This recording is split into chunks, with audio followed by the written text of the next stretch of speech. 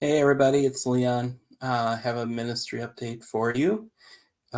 Hey, one thing, Minnesota is just beautiful right now. I think this is like the 153rd day of September. I don't know if we had winter this year or barely did, but on a more ministry side, wanted to kind of just talk with you about a couple of surveys that I recently saw. Different people had brought to my attention. And really, what's interesting, one of them was by the Lewis Center for Church Leadership at Wesley Seminary in Washington, D.C. And in that, they talked about the 7 trends impacting church leadership in 2024.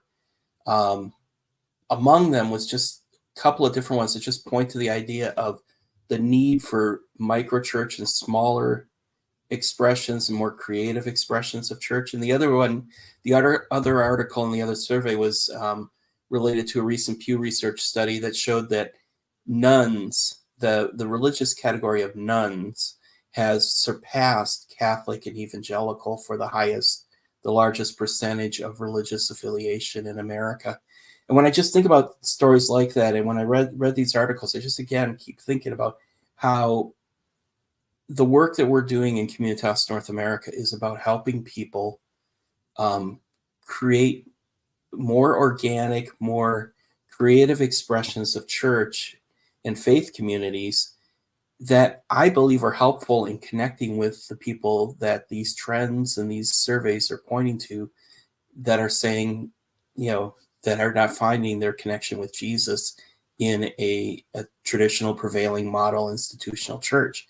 And there was a clip I wanted to play and share with you from an interview that I did about a year and a half ago on the In the Room with Communitas North America webcast.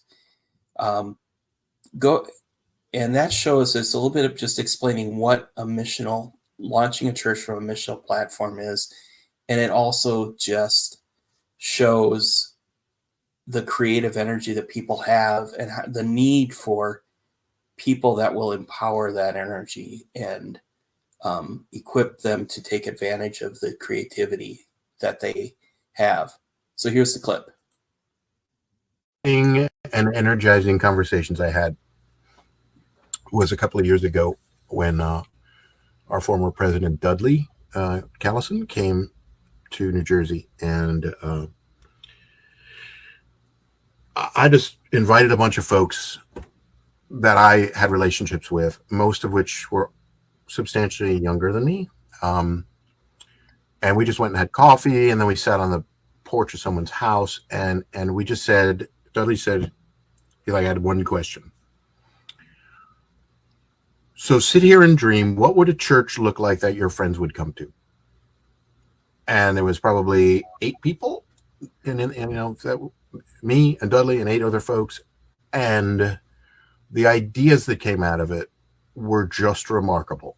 And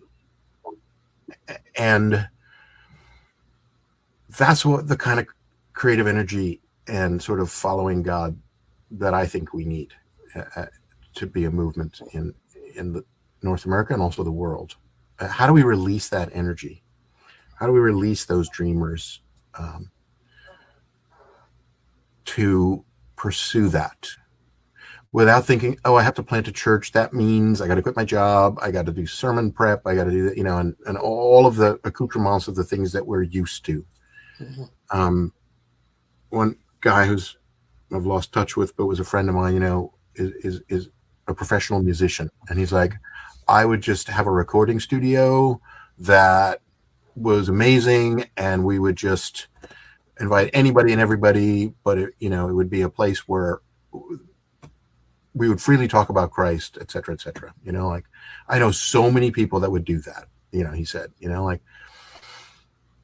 never thought of that. I'm not passionate about that, but his world, that makes a lot of sense, right? Mm-hmm. The other question that was a little less, energizing was, and so why don't you? Why don't you do that? Mm-hmm. And everybody felt like they were waiting for permission from someone, some, phantom out there to say, yes, you can do that. Like, I'm not sure why that is. Maybe it's just how we're enculturated or something. But why wouldn't a person who's passionate about recording and is a professional musician, why wouldn't they just try to play with that idea and see what comes of it? Mhm. And all the other examples. That's what it means to build a church on a missional platform in many ways.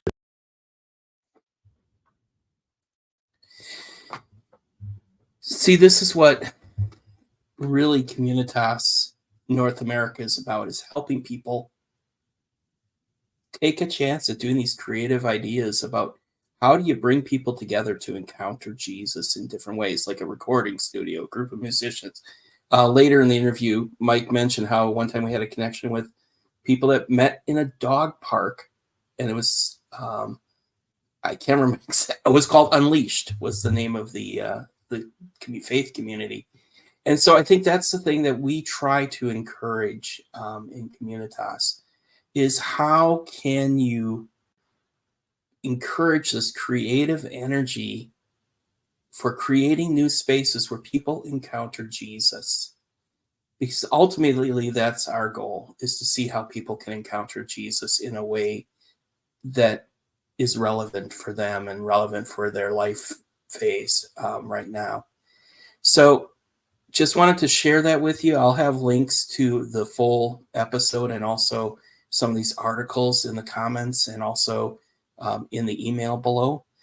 And yeah, I'll tell you that I've been doing this tangible kingdom cohort. We just started about a week ago, and the energy and the excitement, some of the creative ideas that are coming out of that just makes me go, wow, we could have some cool communities starting. And so what I hope is that you would be able to partner with us in seeing these communities, these creative expressions of church happen. Pray for us in leading these and guiding these and helping people start these. Also, there will be links where you can partner with us in the work that we're doing. Thanks. God bless.